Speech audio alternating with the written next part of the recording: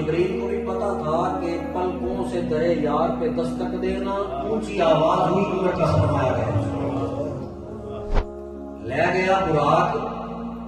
حضور تائیں خبریں کس نے قصہ ہے جوڑ دیتا وہ تے آپ جبریل کو نال لے کے جتوں جی کیتا تو موڑ دیتا قریبی ہو تم چلے جاؤ اور جا کر اس کو لے کر تو پھر جو قریب رہنے والے ہیں ان کو پتا چلتا ہے کہ یہ جو مہمان آ رہا ہے نا اس کا مقام کوئی الگ ہی ہے جو خود پہنچ جائے راستہ بتا دیا جائے اس کی ریپیوٹ بھی پتا چل گئی اور جس کو بلایا جا رہا ہے اس کا بھی پتا چل گیا. اب دیکھیں اللہ رب العزت نے جبریل علیہ السلام کو فرمایا جبریل میرے حبیب کی باری آئی ہے تو لہذا تیرے سے زیادہ میرے قریب ہے کوئی نہیں فرشتوں کی جماعت میں. تو جا اور سواری بھی میری لے کر جا مجھ سے لے کر جا سواری براق لے کر جا ملٹیپل لائف لے کر جائیے.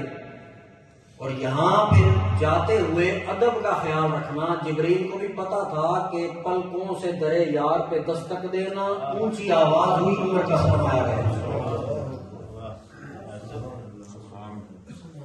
جبریل علیہ السلام نے جب حاضر خدمت ہوئے جبریل علیہ السلام کریم آقا علیہ السلام کو یہاں سے لے کر باری علم ازل کی بارگاہ میں حاضر ہوئے. اب پہنچے سدرا پر جا کر وہاں جبریل علیہ السلام نے کہا ہم کسی شخص کو کہیں وہ آگے پیچھے کھڑا ہو جاتا ہے جی میں نہیں آگے جاتا ہوں تو آپ بولے وہ کہے گا بھائی اگر آپ نے نہیں جانا تو مجھے راستہ بتا دیں. یا تو اتنا ہی بندہ کہہ دے کہ اگر پورا سفر ساتھ نہیں چلنا تھا تو لینے کیوں آئے تھے. جب سدرا پر پہنچ کر جبریل علیہ السلام نے کہا کہ اے اللہ کے حبیب صلی اللہ علیہ وسلم اگر میں ایک قدم بھی آگے چلتا ہوں تو میرے پر جل جائیں گے تو حضور علیہ السلام نے یہ نہیں فرمایا پھر لینے کیوں آئے تھے اور یہ بھی نہیں فرمایا پھر راستہ بتا دو آگے جانا کہاں ہے. لے گیا براق حضور تائیں خبریں کس نے قصہ ہے جوڑ دیتا